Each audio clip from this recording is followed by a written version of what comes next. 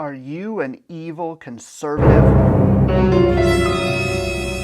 Or maybe you're a stupid liberal. I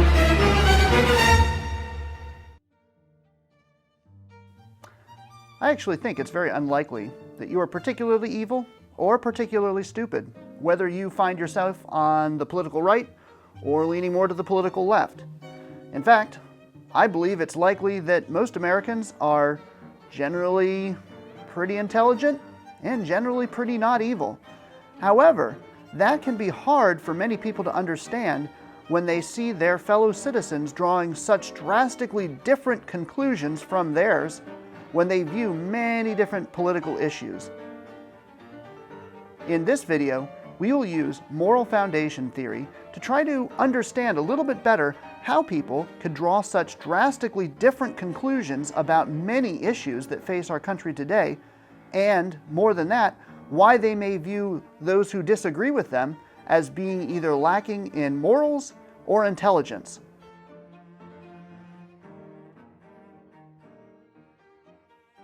Moral foundations theory doesn't have maybe a lot of really new ideas in it, but perhaps it's best understood as taking a lot of things that I think people have known for a long time and maybe putting them in a really useful system that allows us to examine the way people react and think about many issues, political and otherwise, today and really through a lot of human history.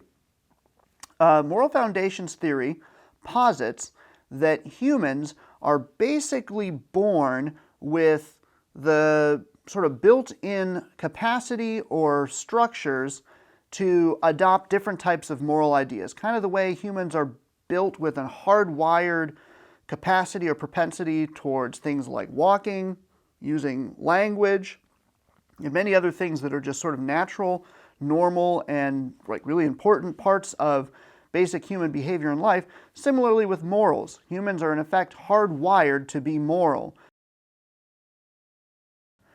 The first moral foundation that we will talk about is the care foundation. This is that sense, really a gut sense that almost everybody has, that it is our responsibility, moral responsibility, to protect people from harm and suffering. This is that sense of wrongness that happens when you see a large bully picking on and hurting a smaller kid. Stop it! Now you'll break his arm!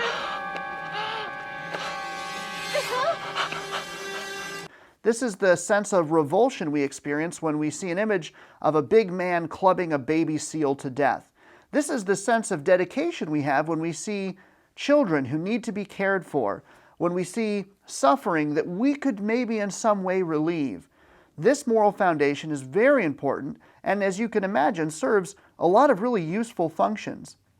Imagine how little care and concern and empathy the world would have if people did not have this as a moral foundation, something that tells them at the core of their being and deep in their hearts that they need to protect the weak, that they need to prevent suffering and care for the vulnerable. This is the care foundation.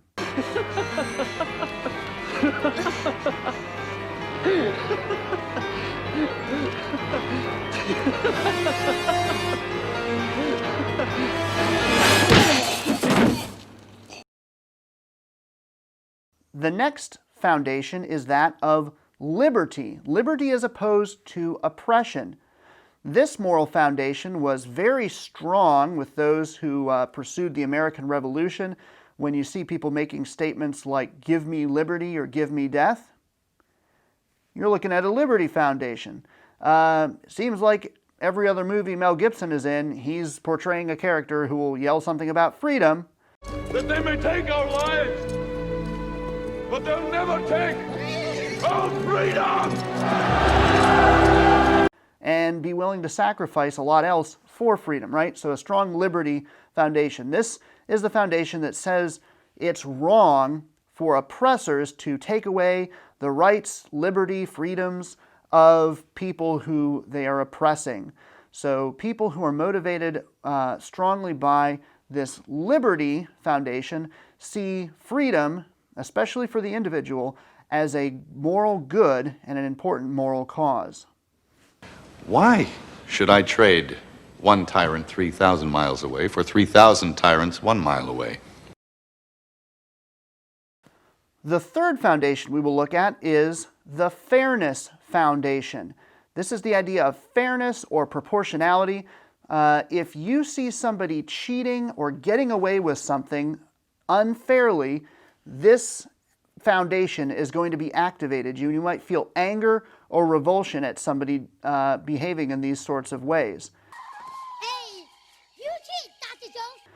Fairness is what tells us that people need to be paid fairly. People need to be given what they deserve, whether it's a penalty or maybe it's a reward. People need to be paid fairly. People need to be compensated fairly. Things that are good for the community need to be distributed fairly. This is all based on the Fairness Foundation. You accuse me of cheating? You 你 cheated. 攞4張牌，你攞4張牌，你知唔知？ The fourth foundation that we are going to look at is the Loyalty Foundation. Look, I'm all about loyalty. In fact, I feel like part of what I'm getting paid for here is my loyalty. Loyalty is a value that has been very important for human communities for all of human history. A lot of times, especially in situations where there's a lot of threats to a community, the ability of people in that community to remain loyal, to make sacrifices for the good of their family, their tribe, their nation, has spelled the difference between survival and extinction for those groups. I'm going to Mordor alone. Of course you are. And I'm coming with you. This sense is what drives people to root for their team, to stand for the flag, to make sacrifices on behalf of their group, their people. The Loyalty Foundation is very compelling and has played an important role throughout human history. I made a promise, Mr. Frodo. A promise. Don't you leave him, Samwise Gamgee. And I don't mean to. I don't mean to. The fifth foundation that we will look at is the Authority Foundation. This is the idea that people see it as right and proper that civilization or communities be organized where there are people or structures of authority arranged in hierarchies, and that this order, this sense of order and structure, needs to be preserved for the good of the whole. What's your sole purpose in this army? To do whatever you tell me, drill sergeant.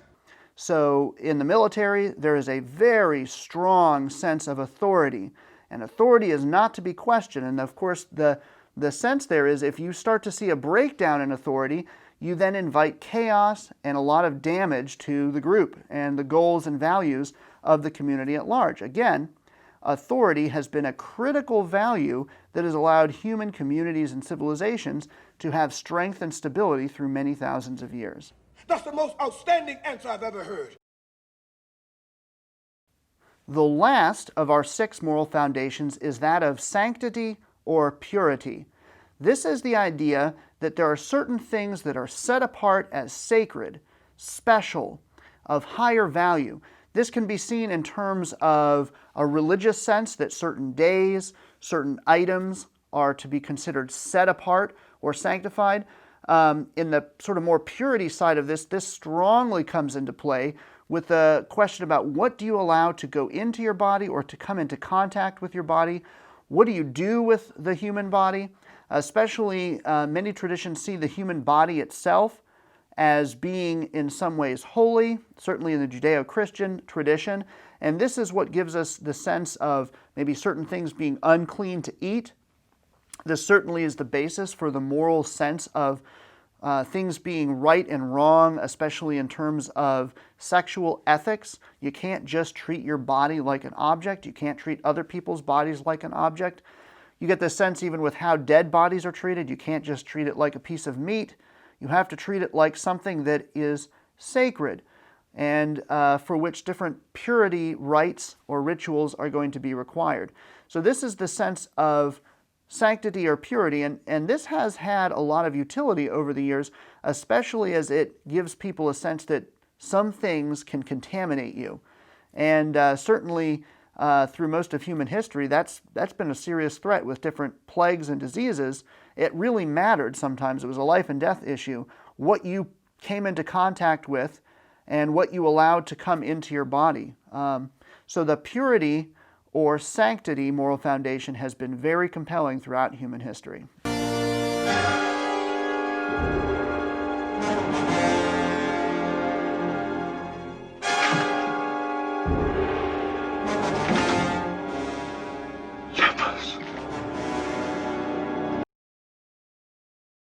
These moral foundations, or categories that help people establish their moral action, their moral reactions to situations, have been observed around the world, not just in the West, but researchers using questionnaires and observing have found these in non-Western civilizations and cultures as well, and not just now, but in millennia past. These categories tend to do a good job of helping us categorize the moral attitudes and behavior that humans have always had.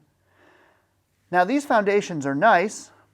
However, how many times have humans encountered situations where two or more of these moral foundations sort of come into conflict? So your sense of care might come into conflict with your sense of loyalty, or your sense of fairness might come into conflict with your sense of authority, right? These types of moral conflicts are at the heart of many of the most important narratives that shape a lot of our thinking, and certainly are the background for a lot of our discourses and understanding of how situations need to work. A really poignant example of conflict between moral foundations can be found in the book of Genesis in chapter 22 with the story that, if you've read this story, you just can't unread it, about Abraham being commanded by God to sacrifice his beloved son Isaac, right? And sacrifice in this case means he's got to slit his son's throat and burn him on an altar, right? So the Care Harm Foundation is going to be screaming to Abraham and to us, you don't kill your children. You care for them, you nurture them, you cherish them. You would protect them from anyone who would seek to do them harm, not bear the knife yourself. But on the other hand, there's also the authority foundation in which God is the ultimate in authority. He stands atop all hierarchies. There's also maybe even a sense of fairness in that, well, Isaac was given to Abraham. It was God's choice to give, and is it not God's prerogative to take back, right? The Lord gives, the Lord takes, blessed be the name of the Lord. In this case, we can feel, if you read the story, we can feel this deep sense of anguish and conflict, and it's very clear that Abraham is not taking his son up the mountain blithely and merrily, and even the son has some questions, well, like, where are we going, Dad? Why is there not a ram with us? Right? So it's a story, and the thing that makes the story so compelling, or at least gripping for us, is the fact that there's this deep conflict between at least two moral foundations and a really serious assault on our moral sense of care. So, fast forward to today, it is certainly not the case that moral conundrums are a thing of the ancient biblical past, right? So we still have many situations where different moral foundations or values are going to be seen to compete as we think about what's the best way to handle different situations. Conflict between moral foundations is difficult enough, but imagine how much more difficult such a conflict could be between people who do not all share the same set of moral foundations. Many Americans actually still hold to all of the moral foundations that we have described.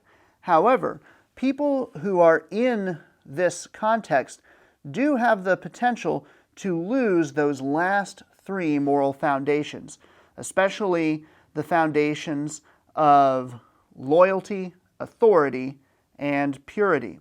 And probably a lot could be said about why this is, but it tends to be that people on the political left are more likely to focus on the first three moral foundations and not really hold the last three.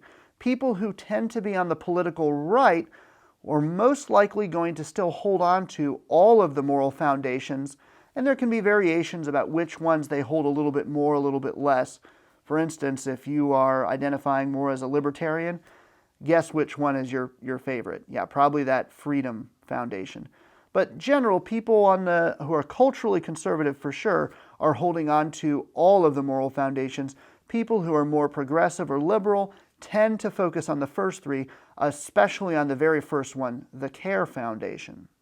So let's test this theory out, or at least use this analysis, given the idea that people on the political left tend to hold to the first three moral foundations and very much the very first one, the Care Foundation, whereas people on the political right tend to hold on to all of them more equally. Take the example of criminal justice. Talking about police reform, prison reform, something like that. People who are operating primarily with the Care Foundation are going to view the plight of criminals, and they're going to focus on the avoidance of suffering. Now, they are certainly going to have empathy for those who are victims of crime, but they are also going to have a very strong sense of care or concern for the suffering endured by people who are incarcerated or in various ways punished or penalized for criminal activity. In a sense, these people will look at situations in which criminals are being punished, maybe in harsh ways, and they're going to conclude that it does not make sense to respond to an initial incident that caused suffering by exposing human beings to yet more, maybe pointless suffering. Rather, wouldn't it be better to try to reduce suffering all around and look for strategies that would allow criminals to find other outlets for frustration, for energy, right? Maybe there's other ways in which they've been hurt earlier that we can deal with, rather than just adding on suffering to their already fairly difficult lives. Now, if you put on a few more moral foundations in here, generally the conservatives are going to say, well, we feel concerned, certainly the Care Foundation is activated when they see the harm done to victims of crime, but they're going to pull next into the Fairness Foundation, and they're going to say, hey, you do the crime, you do the time. That's fair. Justice, especially for conservatives, is getting what you deserve. Proportionality, the worse you do, the worse the crime, right? If you do something really bad, maybe you should be put to death. They are also going to have something tugging at them from that Authority Foundation. Again, authority looks to see order established, and they're going to say, hey, this person violated the legal structure. The legitimate authority was defied by these criminals. Therefore, they are a threat to the order and safety of our community. They need to be taken care of. They need to be dealt with probably harshly. There might even be a sense of sanctity that would motivate people to say, hey, these people have done degrading things to other people's bodies, or maybe they're even seen as an infection in our community. A lot of times people who are conservative look at criminals as almost like an infection, a disease, something that is repulsive that needs to be safely contained or eliminated. So as conservatives view criminal justice issues, they are trying to balance 4 or 5 different moral foundations that might not emphasize only that first foundation of care that progressives tend to see. Now, how does this play out? If you do not hold the moral foundations of authority, sanctity, probably you hold fairness as a liberal, you're not going to really see why other people are making such a big deal out of those kinds of issues. It's going to look like you just don't have enough care. You're not compassionate. Therefore, you might be evil, hence evil conservatives. However, if you're a conservative and you're viewing liberals who are ignoring these glaring factors like what you're going to let criminals infect our society, you're going to see our authority structures subverted by people who are getting away with things, right? Much less the harm they cause to the victims of crime. Are you stupid, right? Because they can't imagine how you wouldn't see these moral foundations factoring into how you're going to deal with the situation. And so you see the breakdown of people's ability to connect on these issues, and again, very understandably, these people on both sides are going to be deeply frustrated when they try to talk to people across the aisle. So if we apply these moral foundations to another really controversial topic in America today, abortion, we can see how, again, there's going to be some disconnect between those who find themselves more on the political left, those who are more on the political right. So if we are looking at somebody who is on the left, which means they are functioning strongly from the CARE Foundation and fairly strongly from the Fairness Foundation, and they view the plight of a woman with an unwanted pregnancy, they're going to have very little patience for people who are going to demand that she be forced to go through a pregnancy, the burdens of bearing a child, the unfairness of having to devote her resources, especially her own body, as something that needs to be given for this cause, right? That's going to be hard for them to swallow. Now, if you're looking at somebody on the political right, they're going to have a stronger sense of sanctity, especially of the human body. Again, people on the left tend not to be as willing to see the unborn baby as being a sacrosanct human body, something that is sacred. People on the right are very strongly concerned about the sanctity of that human life, right? Even though it's not a human life outside of the womb. And so for them, the concern about the woman's well-being is very much counterbalanced by their concern for the sanctity of that life. And the fact that they see the baby's life as being sacred also, in a sense, activates their sense of care for the baby as much as for the mother. And so in this way, conservatives are acting out of a broader moral foundation, or at least more moral foundations maybe than liberals do. And again, both sides have a hard time seeing how their interlocutors could come to these kinds of conclusions. Can't you see this is bad for women? Well, can't you see this is killing something that's sacred, right? And so it goes. So what about our country since March of 2020? In March, of course, we saw the unprecedented breakout of COVID-19. And at first, Americans tended to react with a decent amount of uniform concern about the dangers of the virus, especially in the very early days when it was very unclear how dangerous it was going to be, and early indicators suggested that it could be very deadly. You saw both conservatives and liberals reacting strongly with reactions based on their activated CARE Foundation to try to minimize risk and harm to as many people as possible. However, as the weeks and months went on, we saw a divide, and we saw that people who tended to lean to the left really respond strongly to the promptings of their CARE Foundation. This caused them to see an enormous moral urgency in doing anything possible to reduce the risk of future infections and suffering and death caused by the virus. On the other hand, people who are a little bit more on the right, more conservative leaning, started to see their Liberty Foundation activated, as well as a couple of other foundations, but especially the Liberty Foundation activated, and that started to contest their sense of the care harm, particularly as it became a little bit more clear, how the risk of the virus kind of worked itself out. It wasn't quite as dangerous as maybe people first projected. A lot of people who were conservative started saying, whoa, our liberty is under threat here. Governments are taking drastic actions, especially governors and mayors. It seems like there's a lot of power being placed in the hands of people who are not accountable as democratically in the way they're using it. So this raised a lot of red flags. You saw protests happen pretty quickly and pretty broadly, and a lot of the message coming from those protests is strongly rooted in the Liberty Foundation. On top of this, if you think of the Sanctity or Purity Foundation in terms of sacred objects or sacred items or even sacred days, a lot of people were very upset when many Easter services had to be canceled or really restricted. Again, that sense of, some things are sacred and special. Some things require a commitment from us that might be more important than our commitment to just being safe.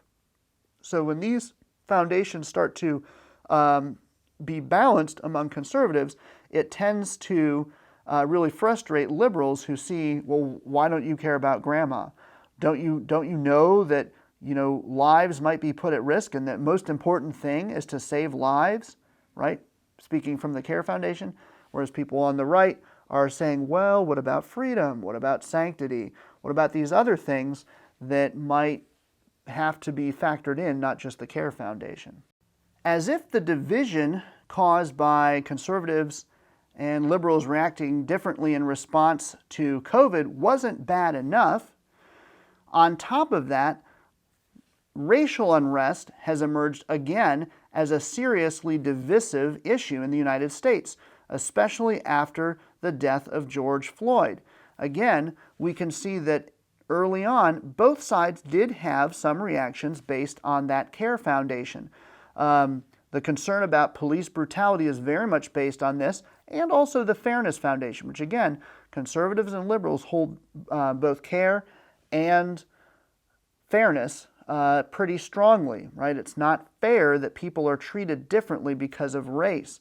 Even the Liberty Foundation, which is held in common, somewhat activated here, right? It's horrifying to think of people who are being harmed unfairly, and who are maybe being harmed as oppressed victims in a more unfair or oppressive society or system.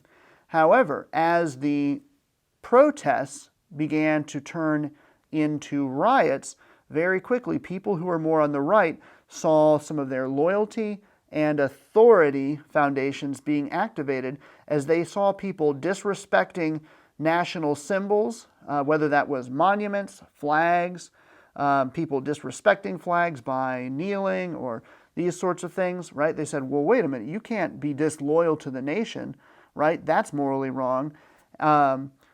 These started to, again, the conservatives had to balance out more issues, and that started to change their attitude towards the racial issue. Again, people on the left still very much focused on those first three of care, fairness, and liberty. People on the right had to start balancing those amongst other issues having to do with loyalty and authority, challenging the authority of the governing bodies, police, that sort of thing, right? Disorder tends to be very unpleasant to people who have a strong moral foundation of authority. Now, when we come away from this, what we have to remember is that when people have different moral foundations, they're all still acting according to a sense of right and wrong, right? So people on the right are not trying to be evil. In fact, most of what they're doing because they're trying to be morally good. People on the left are not doing what they're doing because they're ignorant or they're somehow intellectually incapable. And you hear, again, that tends to be how the accusations break down. I would say conservatives, evil, liberals, stupid. Again, liberals not really intellectually unable in any way. In fact, many of them are brilliant intellectually, but they do not draw from the full range of moral foundations that conservatives do. And so they are simply not going to see a moral reason to do things that conservatives are going to find obvious in their eyes, that you would have to see it this way and act this way. So from these types of observations, hopefully this can help us not regard people who disagree with us as being stupid or evil, but allow us to maybe engage with them in a way that matches the moral matrix that forms our understanding of right and wrong and how issues work. Further, if you understand what moral foundations somebody else is operating from, it allows you to speak to them and appeal to them in ways that they will hear and understand. This does not mean that you can resolve all issues, but it does mean that you can communicate with much more realistic expectations of being heard, understood, and maybe agreement can't be reached, but maybe some sort of functional compromise could be. So, as we examine the moral foundations and apply them to the recent past, hopefully we can have another tool maybe to help build a little bit more unity and better meet the needs of our nation today.